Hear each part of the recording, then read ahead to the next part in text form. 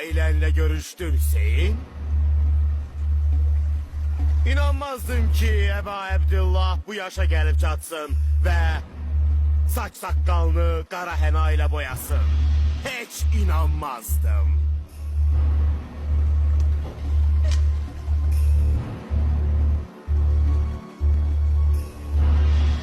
Hüseyin'in başına vurursan, vallahi ki sen o Esan ile elə bir yere vurursan ki Resulullah o yeri öperdi. Onu da bil ki kıyamet günü sen Yezide İbni Ziyad, bunlara ise Resulullah şefaatçi olacak. Vay olsun sana Yezid, vay olsun halına Yezid, vay olsun sana, vay olsun halına Yezid.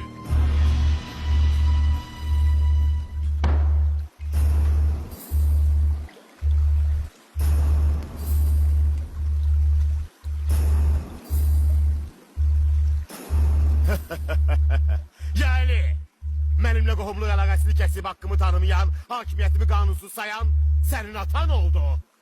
Gördüğün kimi Allah da başla boyunu açtı. Hem yerde hem de sizin özünüzden ne musibet üz verirse, biz onu yaratmamıştan qabaq lövh-i məhfuzda qeyd etmişdik. Həqiqətən bu Allah üçün asandır.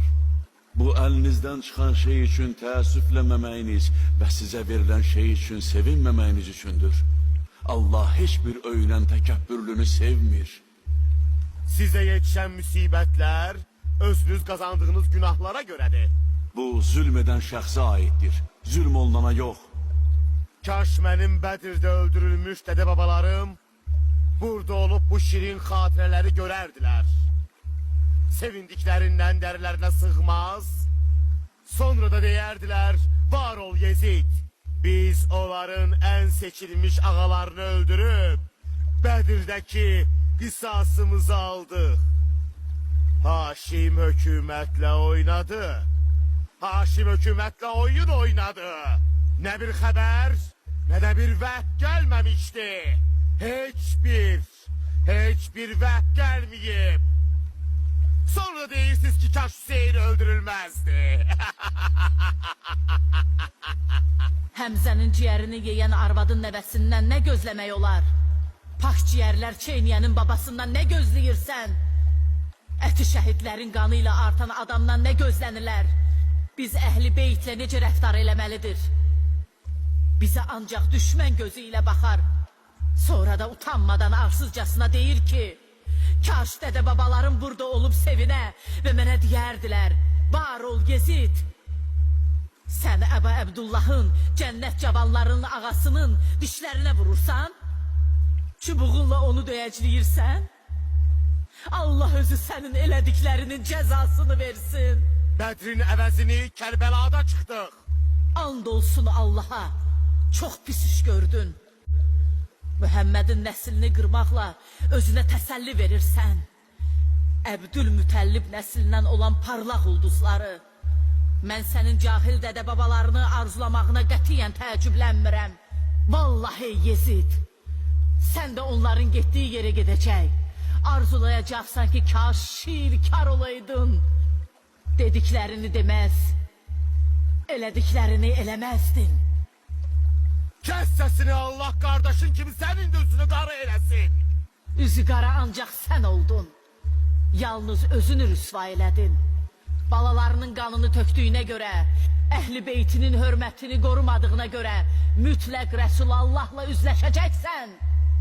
Onda Allah onların qisasını səndən alıb haqlarını bərpa eləyəcək. Allah yolunda öldürülənləri heç də ölü zənn eləmə. Əksinə diridirlər və onlara Rəbbi yanında ruzu verilir. Bizim aramızda yalnız ve yalnız kılınç hükmedir. Danışmağın hiçbir mənası yoxdur. Allahın aramızda hakim, Mühəmmədin sənə düşmən, Cəbrailin isə bizə dayaq olması kifayətdir. Onda səni müsəlmanların üstündə hakim qoymuş şəxs biləcək ki, hansımızın vəziyyəti daha pis və hansımız daha zəifik. Bunun ağzından çıkan bu sözlere bir bak. Onları dinlemektense ölüm daha rahattı.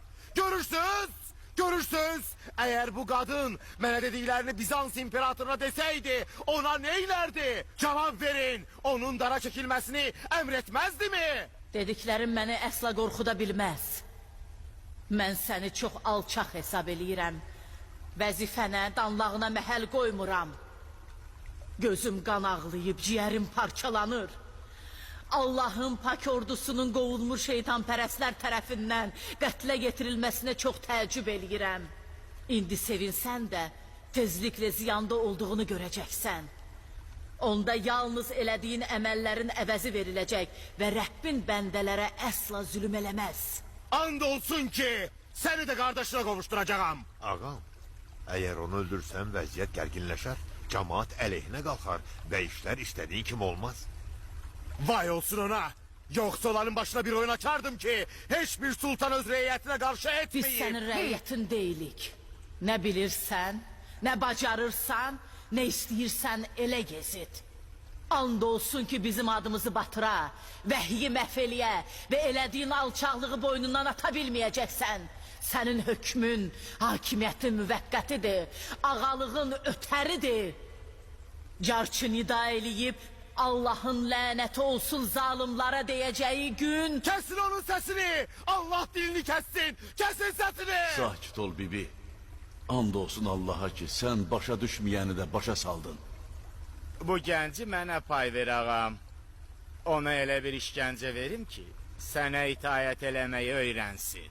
Sənə də, ağana da lənət olsun alçaq. Bu mənim olar. İstəsəm səni ona verərəm. Vallahi sənin buna haqqın yoxdur.